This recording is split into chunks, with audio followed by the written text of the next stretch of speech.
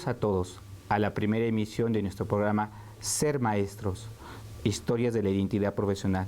El día de hoy tenemos nuestro primer programa que tiene como objetivo ir presentando las historias de vida de maestros destacados de México.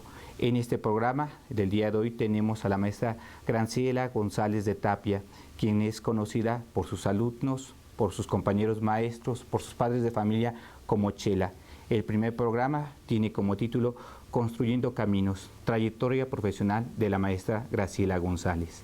Graciela, bienvenida. Hola Marco, ¿cómo estás? Bueno, Chela, pues vamos a tener precisamente este programa dedicado a tu trayectoria pedagógica. El primer número de esta serie se llama Construyendo Caminos, trayectoria profesional de Chela. Y bueno, en esta trayectoria de 63 años en la docencia, nos gustaría que nos comentaras precisamente sobre tu formación docente. Eres maestra normalista, egresada de la Nacional de Maestros. Entonces, si nos pudieras precisamente comentar sobre este transcurrir en la Nacional de Maestros.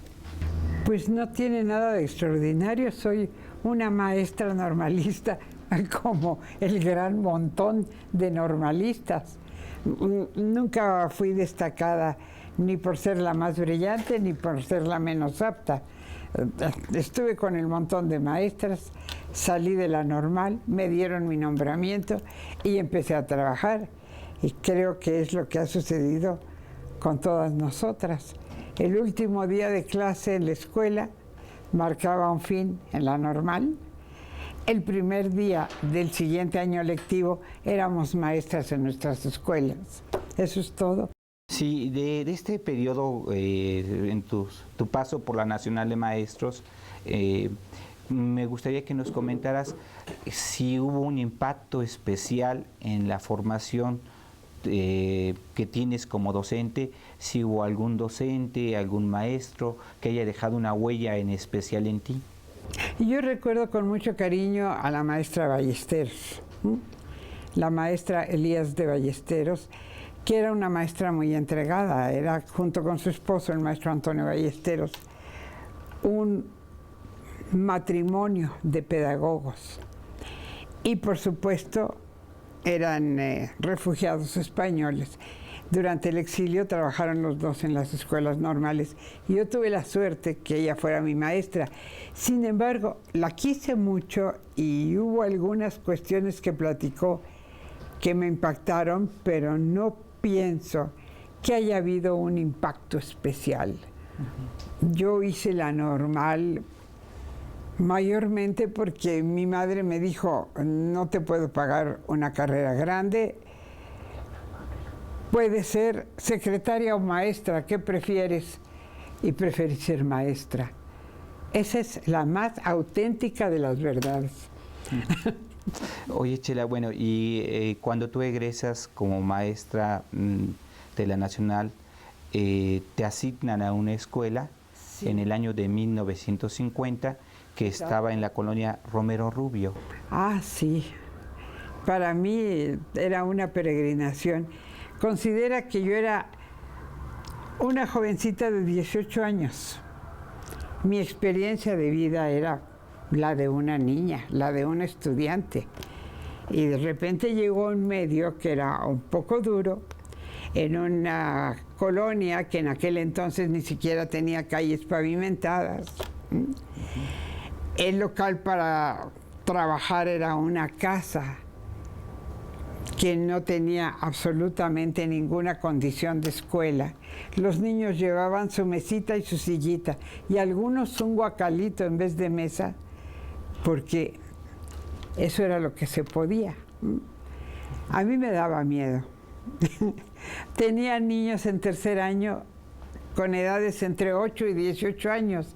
Es decir, que mis alumnos mayores, que además evidentemente serían los más difíciles, eran de mi edad. Entonces era una niña de 18 años dando clase a niños de 18 años, entre otros. Francamente era desorientador y desalentador. Y la situación de las familias de la escuela, de los mismos niños, de los compañeros maestros, mayormente no invitaba a ser una maestra dedicada. En esta época, ¿cómo era el trabajo en un aula de una escuela como la Romero Rubio, de la colonia Romero Rubio? Llegar, dar clase, pasar lista, tratar de dar clase. La mitad de los niños no me hacían caso. Recuerdo tal vez un par de clases donde los niños hubieran estado atentos a mis palabras. Era terrible. Y como no había un patio para que los niños jugaran a la hora de recreo, teníamos que hacer una caminata de 3 cuadras para llegar al patio de la escuela de la jefatura de zona. Y luego regresar. Era un perdedero de tiempo sensacional. Aparte que había maestros viejos ahí, bastante anquilosados. Recuerdo a un par de maestros bigotones que con otras 2 compañeras recién salidas de la normal y que hacíamos equipo. Los llamábamos los maestros Morsa.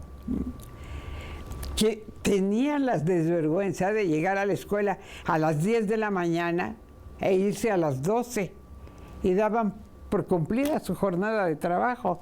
Es decir, estas circunstancias de la escuela pública que todos conocemos pero que nadie declara, no eran, te digo, te repito, alentadoras para querer ser una maestra, ¿no? Ya estaba en eso y se acabó, nada más. Sí, y estuviste un año trabajando en esta escuela. Claro, en el año de 1951 te trasladas a otra escuela, exacto, que es la Guadalupe Victoria. Así es, y es también una circunstancia típica de la escuela oficial. No me trasladé por méritos propios. Estuve el primer año en la colonia Romero Rubio porque uno tenía que trabajar ese año en la escuela que le tocara. Felizmente me tocó todavía dentro del Distrito Federal. Al año siguiente se hizo un cambio y pude llegar a la Guadalupe Victoria, que era una buena escuela oficial. Porque la tía de mi amiga, que era inspectora de jardín de niños, consiguió mi cambio. Así son las cosas, ¿no? Ahora, felizmente, en la escuela Guadalupe Victoria, yo tuve directoras excelentes, una de ellas, Emma Colmenares, una gran directora que sí impulsó mucho al trabajo y al desear de estar en la escuela. Y bueno, ¿y cómo es el trabajo en la Guadalupe Victoria? Igual que en las otras escuelas, solamente que iban todos los maestros, la directora estaba atenta a que fueran todos, preparábamos nuestra clase todos los días, entregábamos el diario de clase, era leído y firmado y sellado por la directora. Había un trabajo regular. Y quien podía y quería hacer un buen trabajo, un trabajo digno, un trabajo comprometido, tenía un buen marco para desarrollarlo. ¿La Guadalupe Victoria dónde está ubicada? Está en la colonia San Angelín, en la calle de Felipe Villanueva, muy cercana a la calle que ahora se llama Juan Pablo, ¿cómo se llama? ¿Dónde está Juan Pablo II? Juan Pablo II. Es la misma cerca calle. De la Nacional Educadora. Al otro lado de la Nacional de Maestras, porque en realidad ese terreno era nuestro patio de juego. Ahí con una compañera de trabajo, yo llevaba a mis muchachitos, permitía que fueran a jugar su fútbol los sábados. Ella y yo íbamos a la escuela el sábado para que nuestros niños jugaran fútbol en ese terreno donde ahora es la Nacional de Educadoras. Es decir, ya me gustaba mucho estar en la escuela, estar con los niños, los disfrutaba enormemente. E incluso Lucrecia y yo les dábamos nuestro tiempo del sábado para jugar con ellos, ¿no? había diferentes motivaciones. Afortunadamente, por ahí en tu archivo cuentas con las fotografías de cada una de estas generaciones de tus niños. Casualmente. Muy bellas, por cierto. Grupos grandes. Nunca menores de 45 niños, a veces con más de 50. Sí, comentas que la estructura de la Guadalupe Victoria es una estructura ya muy organizada, muy estructurada, y eso también como que daba pauta que pudieras organizar otro tipo de actividades. Bueno, trabajaste entre 51 y 59, si no mal recuerdo, en la Guadalupe Victoria, y hay un hecho muy interesante durante este periodo en que tú laboras en la escuela, porque en el año de 1956 es que te vas acercando al conocimiento de una propuesta pedagógica a través de la lectura de un libro. Así es, así es. Bueno, yo estudiaba francés, me gustaba mucho el francés, y ahí conocí a la profesora Consuelo Bonfil, que en aquel entonces se iba becada a Francia, y no recuerdo cómo es que la conocí.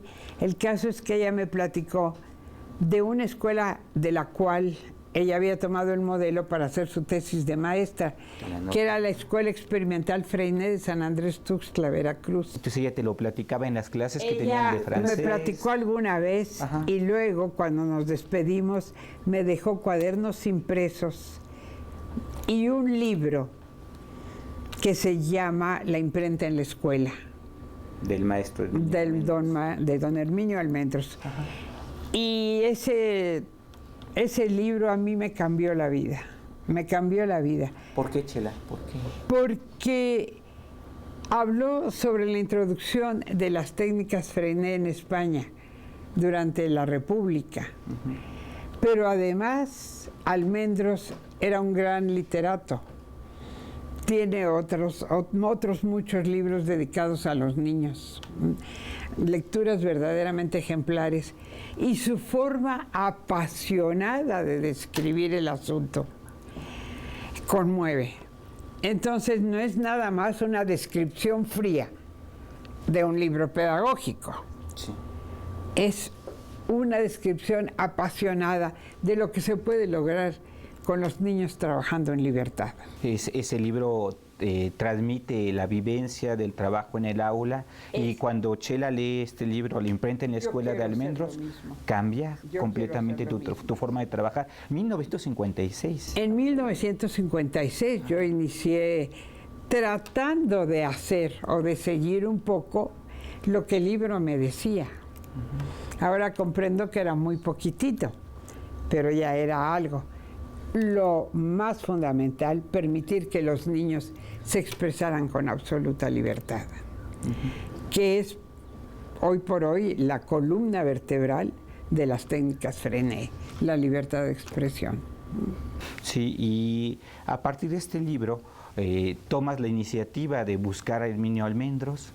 Tomo la iniciativa, no de buscar a Herminio Almendros, porque Herminio Almendros estaba en Cuba. Y eso lo supe después, pero sí de ir a la escuela de San Andrés Tuxtla, de conocer al creador de esa escuela, el maestro Patricio Redondo, y luego Patricio Redondo me transmitió a Ramón Costa Jou, que trabajaba en el Centro Psicopedagógico de Orientación, que dirigía Salazar Viñegras, y él tenía ahí un tallercito de textos libres, una imprenta Freinet, y los niños podían hacer los textos libres que propiciaba la técnica Freinet. Este centro, por cierto, de que tú haces referencia, fue conocido como la Escuela Sin Rejas. La Casa Sin Rejas. La Casa Sin Rejas. La escuela se conocía como la Casa Sin Rejas porque este psiquiatra, Salazar Viñegras, decía que el fracaso de los internados y de las escuelas que quieren beneficiar a los niños sin hogar es que los meten como a una cárcel. Les cortan el cabello, les ponen uniforme, los levantan a las 5 de la mañana, no sé cuántas cosas más. Los niños no quieren, no les gusta. Entonces, A su escuela le decían la casa sin rejas porque esta escuela, que era para chiquitos desadaptados sociales, no les impedía a los niños irse y regresar.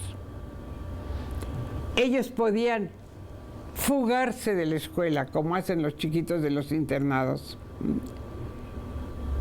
Y no pasaba nada, porque si regresaban, podían regresar, pero ya era por su cuenta.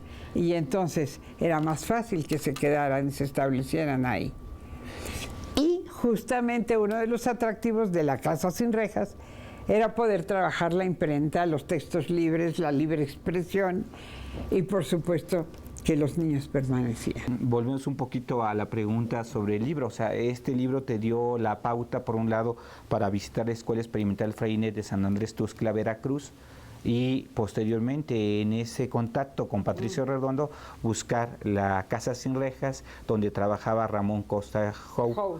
Estamos hablando de finales de los años 50, 56 aproximadamente. 56, 57, 58 y 59. Toda esta parte de esta historia de Patricio Redondo. En aquel entonces no era tan sencillo llegar a la Escuela Experimental Fray Inés de San Andrés. No, pero tampoco a la Casa Sin Rejas. Y yo me permití, con mi grupo de sexto año, qué barbaridad, me acuerdo y digo, ¿cómo era posible que hiciera yo esto? Sacar 40 y tantos niños de sexto, autorizados por sus padres. Tomar un camión de línea en Avenida Revolución. Bajarme en Reforma, yo sola, de 20 y tantos añitos, 22 o 23.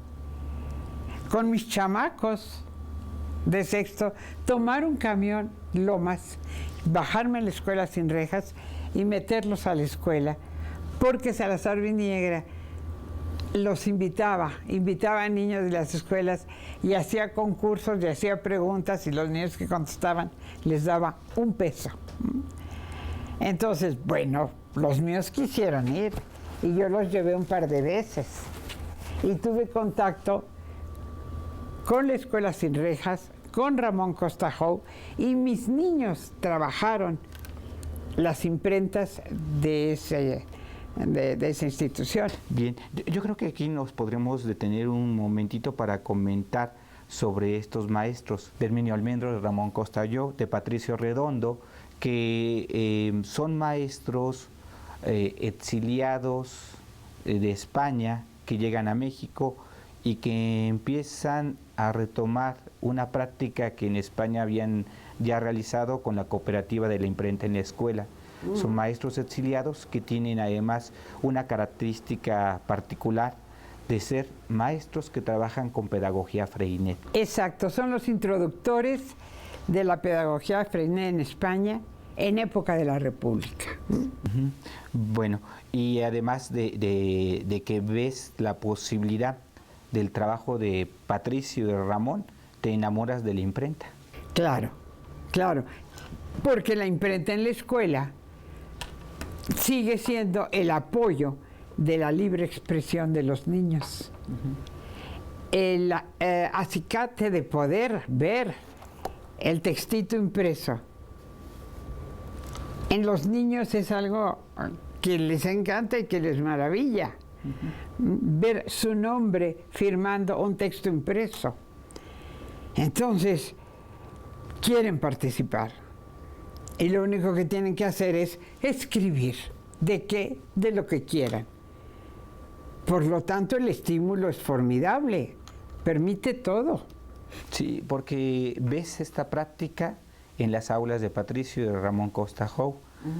Y entonces buscas que también tus niños hagan lo mismo en una escuela pública. Exacto. De la Guadalupe Victoria. Es la Guadalupe Victoria, solo que yo no tenía imprenta y no tenía ninguna forma de reproducir. El primer año que mis niños hicieron textos libres fue fantástico porque los corregíamos y los comentábamos sobre el pizarrón y luego cada quien copiaba en hojas blancas el texto de todos, poniendo quién era el autor, y lo dibujaba. Y cada niño tenía recopilado en un folder todos los textos de todos los compañeros que se habían permitido publicar, entrecomillado, su propio escrito. Y a fin de cursos yo tomé los folders de cada uno de mis niños y les empasté, les encuaderné y les empasté sus textos. Y fue pues mi primer libro de textos libres, como lo llama Frené, el libro de la vida. Cada uno llevó su librito de la vida con 30 y tantos escritos, hechos por ellos, copiados por ellos porque no teníamos forma de reproducirlos, pero ya era su expresión libre y espontánea. Y bueno, yo en eso gastaba mi sueldo, yo era hija de familia, no necesitaba un sueldo, entonces en comprarles cosas a los niños, en encuadernarles sus trabajos, todas esas cosas eran lo que yo gastaba mi sueldo de maestra.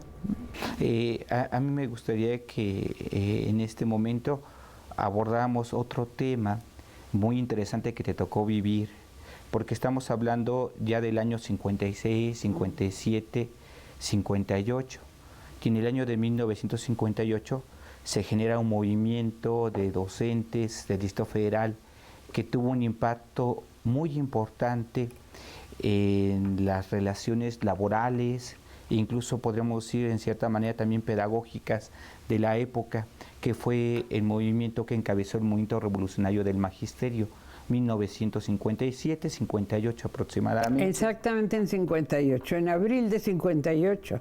En abril de 58. Fue cuando el gobierno se permitió mandar los granaderos a un grupo pequeño de maestros dirigidos por Otón Salazar que pedían democracia sindical. Y eso fue un detonador. Como que a un grupito de maestros que piden la democracia sindical les ponen los granaderos encima. Pues eso levantó, por supuesto, a los maestros de base. ¿Tú eras representante de escuela? Pues fui representante de escuela casualmente, porque yo era una niña bastante tímida en aquella época. ¿Y qué sucedió? Me imagino que lo que sucedió conmigo es que, tratando de dar a los niños la palabra, también aprendí a tomarla yo. Entonces yo también tomé la palabra sin darme cuenta y defendí la postura de los maestros frente a los padres de familia, etcétera, cuando habíamos parado, porque el descontento entre los maestros de base era grande y era razonable. Entonces, sin darme cuenta, me pusieron a dialogar con los padres de familia y pude defender, sin cejar ni un minuto, la posición de los maestros paristas. Y esa fue también mi sorpresa. No solo mis chiquitos estaban aprendiendo a tomar la palabra, también yo estaba aprendiendo a lo mismo. Y por supuesto que pertenecía al movimiento. Son otras épocas, ¿no? Después de representante de escuela pasaste a ser secretaria general de tu zona escolar. Bueno, pues por lo mismo, otra vez hablé y me nombraron representante de la zona escolar y tenía que ir. No me encantaba porque se tardaban mucho, pero tenía que ir a las reuniones de carácter sindical que se hacían. Una etapa muy curiosa. Aunque a mí siempre lo que más me gustó fue trabajar en la escuela con los niños. Y bueno, yo tenía la impresión de que muchos maestros allá en la época eran representantes sindicales y no sé cuánto, porque era una forma de evadir el trabajo con el grupo, y a mí lo que me fascinaba era trabajar con el grupo. Yo verdaderamente era muy feliz trabajando con mis chiquitos. Entonces, como de repente estaba yo en ese movimiento, tampoco lo sé muy bien. 1959 es el último año en donde laboras en la Guadalupe Victoria. 1960 pasas a la escuela primaria Diego Rivera. Exacto. Pero ahí fue una cuestión de carácter docente. lo que me hizo abandonar la Guadalupe, en la cual yo trabajaba muy a gusto. Y era que sentía que trabajar con esta libertad, con un solo grupo, en una escuela que no tiene esa organización, era muy poco hacer. Era prácticamente la despedida de los niños de la escuela primaria, pero no era toda su formación. Y en aquel entonces era yo también estudiante en la Normal Superior, pues compartía con otros compañeros esta inquietud de hacer evolucionar el trabajo dentro del aula. Y entonces había la posibilidad de que nos permitieran trabajar en una escuela oficial de la cuarta dirección de primarias. Toda la escuela con técnica Freinet, toda la escuela con esta libertad de trabajo que da la filosofía de Celestin Freinet. Y pues nos fuimos a la escuela Diego Rivera, un grupo de amiguitos, maestritos jóvenes todos, llenos de ilusión por hacer una escuelita Freinet de organización completa. Desgraciadamente no podíamos dejar de ser también del movimiento y también hicimos paros cuando los teníamos que hacer. Y bueno, en el 60 hubo una represión brutal, descabezaron al movimiento, cesaron a todos los maestros implicados y pues nos quitaron la escuela. Cerramos la escuela y nos las quitaron. Había dos maestras jóvenes que pues las habíamos invitado a participar porque ya no éramos más. Y ellas se encargaron de quedarse en la escuela, de volverla a abrir y de firmar actas de abandono de empleo para todos nosotros. Y así fue como se terminó esa experiencia en la Diego Rivera. Que... ¿Y qué pasó con los otros compañeros, Chela? Porque comentas que entonces ya habían podido aglutinar a varios compañeros, sí, que compartían las ideas pedagógicas que tú venías trabajando en el aula. Por lo pronto se quedaron cesados. Y les costó mucho trabajo volver a retomar sus plazas. Y luego cada quien se fue a la escuela que pudo o que quiso. Yo me desvinculé de ellos. Y, para el año 1961, si no mal recuerdo, me corriges, es que hay la posibilidad de conocer a José de Tapia Bujalance. Exacto. Y crear otra alternativa en la escuela pública, en una escuela que se llamaba Rafael Ramírez, en Santa Catarina. En Santa Catarina. Santa Catarina Yecahuizotl, porque nosotros buscamos cuál era su nombre indígena, ¿no?, entre la gente del lugar. Entonces era muy lindo poner en las mañanas la fecha Santa Catarina Yecahuizotl, a tantos de 1961. Esto fue una coincidencia. Yo había conocido a José de Tapia cuando recién viudo se regresaba a Francia a vivir con sus hijos. Lo conocí en la casa de Ramón Costajo, porque nosotros los maestros que queríamos hacer esta experiencia íbamos a platicar con Ramón, a asesorarnos con él, a platicarle nuestro proyecto. Cuando íbamos a entrar a trabajar a la Diego Rivera. Entonces, bueno, conocí a José de Tapia, él se fue a Europa y nosotros a la escuelita, ¿no? Pero en realidad, cuando nos quitaron la escuela, también José de Tapia regresaba a México. Era una coincidencia. Y nos volvimos a ver en casa de Ramón. Era lógico que así sucediera. Además nos dimos cuenta que teníamos un amigo común, que era el antropólogo Ricardo Pozas. Y nos volvimos a ver ahí porque yo le daba clase de piano a los hijitos de Ricardo y de repente veo a José de Tapia en su casa. Eran amigos porque habían colaborado en el Instituto Nacional Indigenista, en una época en que José de Tapia estaba con el instituto y estaba alfabetizando a los niños indígenas y castellanizándolos cuando tenían que desalojar los pueblos que quedaron hundidos en las obras del Papaloapan, en la presa Miguel Alemán. Entonces, ya José de Tapia había vuelto a trabajar las técnicas Freinet en el Instituto Nacional Indigenista, alfabetizando y castellanizando a niños indígenas que tenían que desalojar los pueblos que quedarían en el lecho de la presa Miguel Alemán.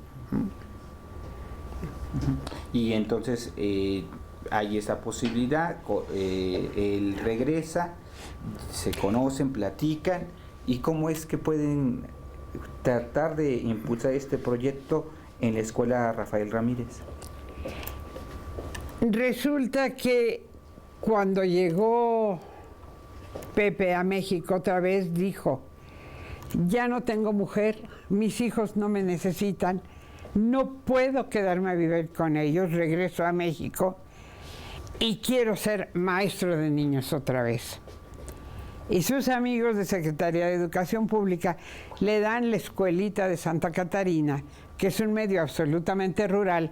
Él amaba la escuela rural, siempre fue maestro rural en España. Y bueno, se va a trabajar ese pueblo, y como yo me entero de quién es José de Tapia y cómo maneja las técnicas, porque es fundamentalmente el introductor de las técnicas. Él invitó a Patricio. En España. En España. Y el libro que escribe Herminio Almendros, que a mí me había enamorado, me entero que es a partir de un ensayo pedagógico de José de Tapia en el pueblo de Montoliu. O sea, el actor de la imprenta en la escuela, digamos, de quien se relata la experiencia por parte de Herminio Almendros, es el José de Tapia. Es José de Tapia. Lo sé, no sé cuántos años después. Entonces, todo se conjunta, son las casualidades de la vida, ¿no? Yo le pido a José de Tapia que si va a trabajar en una escuela Freinet, no me importa que sea en Tláhuac, yo voy hasta allá para aprender a trabajar con él. E incluso invité a un par de colaboradores de los que habíamos estado en la Diego Rivera, dos compañeros, Lichis Morales y Nacho, no me acuerdo cómo se apellidaba, que eran del primer equipo, fueron a Santa Catarina también. Entonces, ahí empezamos a trabajar, y bueno, ver a trabajar a José de Tapia era maravilloso. Era una presencia de maestro frente a los niños increíble. En algunas ocasiones, por desplazarnos hasta el kilómetro 23 de la carretera de Puebla, cuando apenas se estaba construyendo la supercarretera, pues nos hacía llegar tarde a la escuelita, llegábamos 8:15, 8:20, y él solo estaba trabajando con toda la escuela. ¿Cuántos grupos? Todos, eran 2 o 3 primeros, un segundo, un tercero, y yo tenía el primero, no, el grupo de cuarto, quinto y sexto, un grupo que aglutinaba niños, los niños mayores de cuarto, quinto y sexto, que entre todos hacían una treintena de chiquitos. Entonces, toda la escuela trabajando, él dirigiendo a toda la escuela, trabajando con toda la escuela, y todos los niños trabajando bajo su dirección, en una forma que no lo puedes creer. Están trabajando solitos y están trabajando y felices. Y tienen un trabajo que hacer. Y él nada más se paseaba por el pasillito y todo funcionaba de maravilla. No, tenía una presencia extraordinaria como maestro frente a los niños. Sí, esta experiencia de la escuela Rafael Ramírez duró aproximadamente un poco más de un año. No, solamente un año. Un año. Un año porque la maestra Frutos se dio cuenta que sí se estaba haciendo una labor que fue muy importante, además, porque Pepe estuvo trabajando frente a la Secretaría de Educación Pública para que se dotara al pueblo de agua dulce. En ese pueblo no había más que agua de pozo, un agua salubre espantosa. Y gracias a sus gestiones se cavó un pozo profundo y se puso un gran tinaco. Para la escuela. No, para el Para pueblo, la comunidad. para la comunidad. O sea que no solamente se trabajó con los niños, sino que se trabajó para la comunidad. En esta escuela trabajaban también con las técnicas, o sea, imprenta, Claro. asambleas. En este librito hay una anécdota de los chiquitos. Estamos trabajando en Santa Catarina y hay una foto donde estamos trabajando la parcela. Sí, sí. En Tláhuac. Es una escuelita que prácticamente es una escuela rural, aunque sea Distrito Federal. Y los niños y nosotros sembramos de cebada. Claro, pedimos que se cercara con alambre de púas. Nunca nos hizo caso la SEP. Resultado, los caballos de la comunidad se comieron nuestra cosecha. Cosas que suelen suceder en nuestro país. Una parte de la dependencia funciona y la otra no, y el trabajo se pierde. Sí. Entonces, 61, un año completo laboraron en la Rafael Ramírez, y a partir de este esfuerzo de trabajo se trasladan a otra escuela. Sí. La cuestión para la maestra Frutos, que había autorizado el experimento, así entrecomillados, ¿no?, de hacer una escuela novedosa, activa, democrática, ¿no?, trabajando en libertad, con los niños de Santa Catarina. Era precioso, nada más que no tenía visitantes, porque llegar a Tláhuac en aquella época era muy difícil. Y entonces ella decidió que el equipo se trasladara a México. Y nos trasladamos a la colonia del Retoño, a una escuelita que también se estaba terminando de construir y que luego se llamó Escuela Suecia. Y eso fue en 1962. Sí. En este año también hay un evento sumamente importante en tu vida, porque en el año de 1962 te trasladas a Francia, conoces a Freinet, conoces a varios maestros freinetistas y tienes la posibilidad de entablar una relación más directa con varias aulas donde se trabaja esta pedagogía en Francia. Así es, así es. Es decir, desde 1961 yo había solicitado una beca para ir a Francia. Yo conocí a Consuelo Bonfil y la técnica Freinet a través de una joven que se iba a estudiar a Francia. Así que me dije, ¿y yo por qué no? Hice el mismo camino. Estudié más porque la normal sola no valía para pedir una beca al extranjero. Por cierto, estudias en la Normal Superior. Hice la Normal Superior, estudié la carrera de técnico en educación y maestro de normal, que ya no existe. Yo fui la penúltima generación de técnico en educación y maestro de normal. Y por supuesto, uno de mis motivos para hacer esa carrera en la Normal Superior era solicitar una beca a Francia. De repente te das cuenta que a veces tienes más ideas y sabes un poquito más que los maestros que te están enseñando, pero bueno. Eso no era importante, lo importante era tener un papelito que me dijera que estoy en un nivel de licenciado. Y entonces ya después de este recorrido profesional, pues, solicitas la beca, logras la beca, te trasladas a Francia. Y me caso con Pepe. Además, me caso con mi director, que fue muy chistoso porque él mismo me dio cartas para obtener la beca. Se necesitan siempre cartas de recomendación, ¿no? Y me dio una carta preciosísima. Y luego me fui y lo dejé plantado cuando ya nos habíamos casado. Pero la vida es así. Bueno, y entonces la relación con José de Tapia, otro de los exiliados españoles, por cierto, no hicimos énfasis sobre este asunto, Ramón Costello, Patricio Redondo, José de Tapia en México y Herminio Almendros en Cuba. Entonces, ellos habían también tenido contacto en su momento con Freinet, y tú sigues sus pasos, por decirlo de una manera, quieres conocer directamente esa experiencia en Francia, vas a Francia.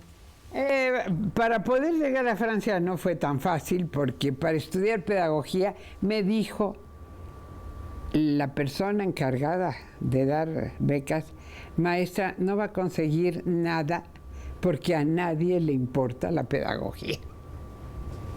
A nadie le importa qué sucede con los niños. Vamos a ver qué puede usted hacer para irse a Francia. Y se puso a hablar en francés conmigo. Felizmente yo había estudiado en el IFAL años atrás y pude entenderla y contestarle, y me dijo: ya sé lo que vamos a hacer con usted, Graciela. La voy a mandar como candidato a ser maestra de francés en el extranjero, porque tiene fluidez y tiene conocimiento de la lengua, y con ese trampolín no le van a negar la beca. Ya que usted esté en Francia, hace lo que quiera. Y así lo hice. Me até 3 meses a estar en Sorbona. Tuve relación con una Madame Sturze, que era maestra de lenguas en Sorbona, que era una maestra maravillosa. Aprendí mucho sobre escuela activa con ella. La vi trabajar, y después, pues yo ya coordiné un programa de trabajo para mí, que más que una beca de estudios parece una beca de turismo pedagógico, porque así me lo arreglé. Y eso me permitió estar 2 semanas en Francia, en la escuela de Vence, con Freinet, y compartiendo con los maestros que trabajaban en su escuelita. Estuve también en el Congreso de New York. Él hacía un congreso anual, me tocó el de New York, y también tuve mucho contacto con maestros franceses que practicaban las técnicas Freinet en sus propias escuelas. En este caso, en alguna ocasión referías que además de Freinet conociste el trabajo pedagógico del maestro Fernando Ory y su ayudante Aida Vázquez en aquel entonces. Estuve observando el trabajo en su aula también. Fernando Ory, si me permites. Fernando Ory. Ory. Y Aida Vázquez, una muchacha sudamericana que también era psicóloga y estaba observando su trabajo. Y entre los dos escribieron ese libro, que publicó aquí Siglo XXI Editores, sí, con Orfila. Sí. Entonces, tuve oportunidad de ver su trabajo, el del maestro Ramón Fonvielle, que fue maravilloso. También estuve una semana en su aula. Y ellos sí eran maestros que tenían mucha experiencia con el trabajo de la técnica Freinet. Sí, y entonces tienes la oportunidad de ver en el aula el trabajo de la pedagogía Freinet, retomas varias de estas enseñanzas que realizas a través de la observación, y regresas a México. Ya estamos hablando del año 63. Ajá. Sí, porque la beca me la otorgaron en 61, pero se parte un año después. Entonces mi estancia en Francia fue más o menos de octubre de 62 a julio de 63, a junio de 63. Regresé los primeros días de julio. Regresas entonces en el año de 1963 y estás en una escuela que se llama Antonio García Cubas. Ah, eso fue... Bueno, fue muy duro y fue un desastre, pero al mismo tiempo estar en esa escuela propició que yo quisiera tener una escuelita para nosotros. Porque si hubiera vuelto a mi escuela oficial, hubiera tratado otra vez de retomar lo que estábamos haciendo cuando me fui a Francia. Pero después de un año de estar fuera, mi nombramiento, sabrá Dios dónde estaba, mi clave no se sabe, mi plaza la tenía otra persona. Estaba dada por una cuestión de licencia larga, de licencia sindical, a otras personas. Yo no pude regresar con mi base, me dieron un interinato en la García Cubas, mientras arreglaba todos esos asuntos. Y me tocó el dolor de ver lo que puede ser la escuela en México. Porque yo llegaba, después de haber visto cosas muy hermosas y muy bellas, De conocer el trabajo de los auxiliares. y volver a una escuela donde dan las 8 de la mañana y la directora sigue con sus maestras tomando cafecito y platicando.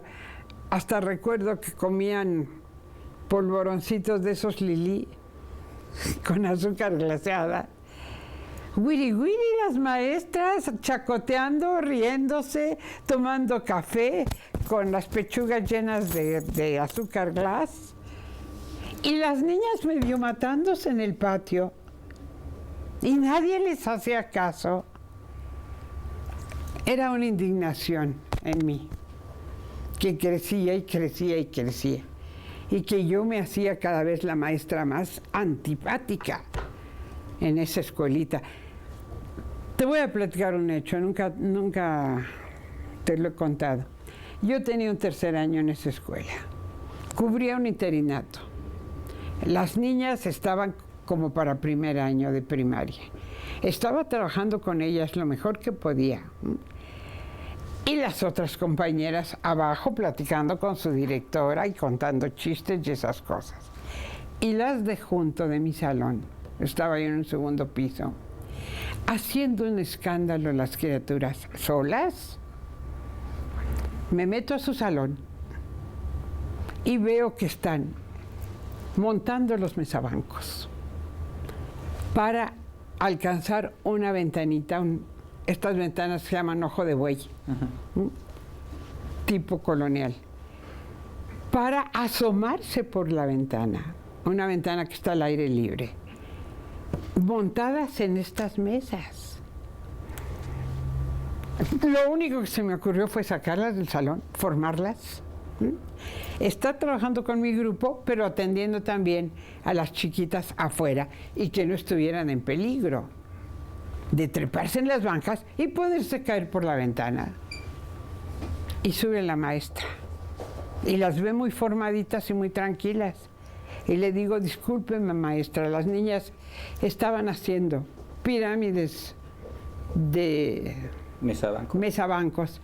Y me pareció muy peligroso que se treparan y pudieran lastimarse. ¿Qué sucede si una niña se cae por esa ventana a la calle? ¿Se va a matar? ¿Y sabes lo que me contestó? ¿Y a usted qué le importa si se matan? Son mis niñas. Ah, bueno. Ese era el nivel de amor a la profesión y de cuidado de las alumnas que había en esa escuela. Y yo le dije a mi marido, ¿sabes qué? O hacemos nuestra escuela o yo renuncio. Yo ya no puedo vivir esto, ya no puedo. Y esto es, digamos, uno de los motivos esenciales para la fundación de la Escuela Manuel Bartolomé Cos. No uno de los motivos esenciales, el único motivo que me hizo a mí pensar en echar a andar una escuela particular. Ajá. El único motivo. Yo sentía que me asfixiaba en la García Cubas. Ajá. ¿Y entonces deciden hacer la Manuel Bartolomé? No, decido yo, porque mi marido no quería. Estás loca, no tenemos ningún centavo, eso cuesta mucho dinero. Y él trabajaba en el Indigenista. Él había regresado al Instituto Nacional Indigenista en el momento en que yo me fui a Francia. Me hace reír porque le decía, te tomas el Indigenista como si fuera la legión extranjera a donde se van los soldados por problemas de amoríos no resueltos, ¿no? Porque su mujer recién casada se larga a Francia, ¿no? Entonces, él de todas maneras se regresó al Indigenista y dejó la escuela, la otra. Así que cuando yo regresé, lo primero que hice fue irme un par de meses con mi marido al Indigenista en Huautla de Jiménez, en Oaxaca. Pero fue cuando regresé que me dieron la García Cubas, que dije, esto no puede ser. Esto no puede ser.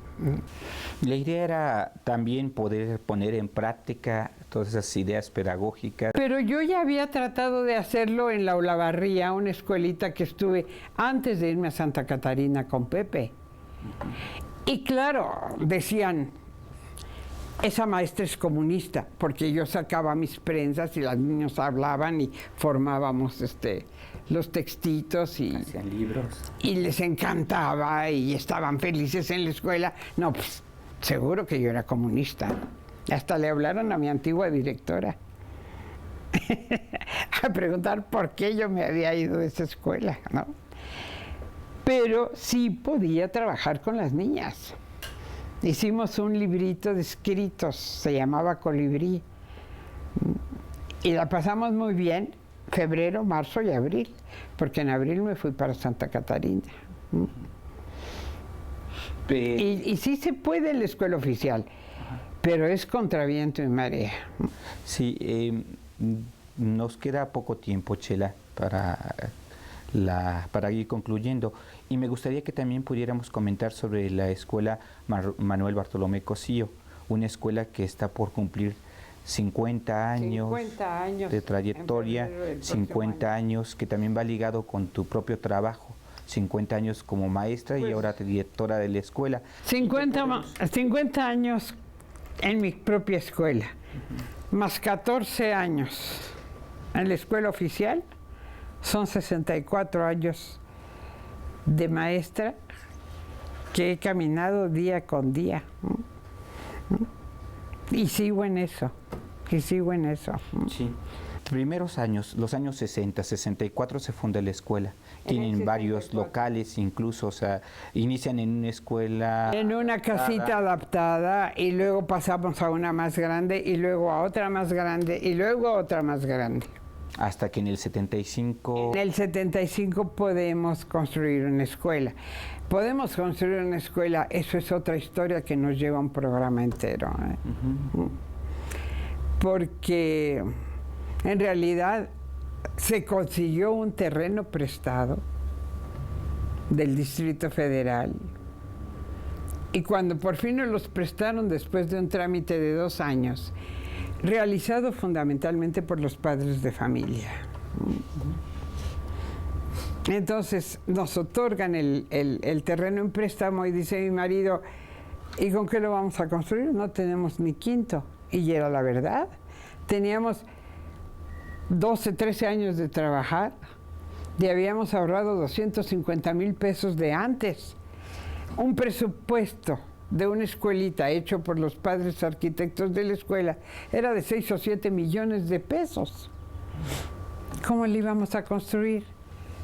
Y mi marido, que era un revolucionario republicano español, más bien anarquista, que dice, pues no, que no tenemos dinero, que regresen el terreno. ¡No, qué barbaridad! Todo el mundo puso el grito en el cielo. Y entonces la escuela se hizo de la forma más increíble. los padres pusieron donativos en especie. Una madre dijo, mi suegro tiene una cantera, yo le voy a sacar toda la cantera para los cimientos del edificio. Y todo el mundo, de los papás que estaban ahí reunidos cuando Pepe dijo que se regrese el terreno, todos ponían algo. Había un papá que tenía muchos negocios, un papá Nikolaevsky, que regaló a la escuela toda la instalación hidráulica. Luego se hizo una función de cine en el Chapultepec, 1000 lugares vendidos a 100 pesos el boleto, cuando el cine costaba 4 pesos. Pero los papás vendiendo boletos, y con eso se juntó una buena suma para mano de obra. El licenciado Certuche, Fernando Certuche, que era padre de familia de la escuela, en alguna forma consiguió 20 toneladas de cemento, o no sé cuánto, pero ya teníamos cemento para construir la escuela, y se compró tabicón. Y claro, la mamá que había finalmente conseguido el terreno era arquitecto y vecino de la escuela, y ella llevó la obra. Total, que fue una escuela que se construyó de cooperacha. Y fue precioso y emocionante a más no poder. Además, la escuela tiene características particulares, muy ligadas con un proyecto pedagógico. Es decir, una escuela construida pensando solamente en la instalación en sí, sino que estuviera adaptada a las posibilidades de un trabajo pedagógico diferente. Nosotros pensamos siempre una escuelita pequeña de un grupo por grado de primaria y un grupo por grado preescolar, 9 aulas en total. Eso se construyó en el 75 y la escuela sigue igual y es totalmente suficiente. Pero también hay que considerar que la matrícula de nuestra escuela, que se logró completa en 3 años, porque abrimos en 64 y en 67 salió el primer grupo de 6º año de 30 niños. Esa misma matrícula se ha conservado todos los 50 años. ¿Por qué? Mientras nuestra escuelita ha sido tan exitosa, porque es una escuela muy cariñosa, es chiquitina, mientras otras escuelas como Green Hills o Alexander Bain o todas estas escuelas son unos mastodontes de escuelotas con primarias, secundarias y preparatorias, nosotros en 50 años conservamos nuestra misma matrícula del inicio. Nunca hemos dejado crecer la escuela. ¿Por qué? Porque nosotros no estamos trabajando por un negocio escolar, sino por un proyecto escolar. Esa es la diferencia fundamental. Pues con esto vamos terminando esta primera parte, este primer programa. Efectivamente, como comenta Chela, hablar de la Escuela Manuel Bartolomé y de toda esta rica experiencia de más de 30 años vinculadas con otros movimientos y otros proyectos pedagógicos, daría para otro programa completo, pero bueno, el tiempo desafortunadamente se nos ha agotado. Yo agradezco mucho a Chela el que nos haya acompañado, el que nos haya permitido tener este acercamiento, esta rica plática, y la invitación es no solamente a que se queden con el programa, sino que también puedan acercarse a esta experiencia, este trabajo. Sigue vigente la escuela, sigue con las puertas abiertas para aquellos que quieran acercarse a esta rica experiencia pedagógica. Chela, gracias. Muchas gracias. Gracias a ustedes, gracias por la invitación. A quienes nos ven, les agradecemos mucho y con esto cerramos el programa. Muchas gracias.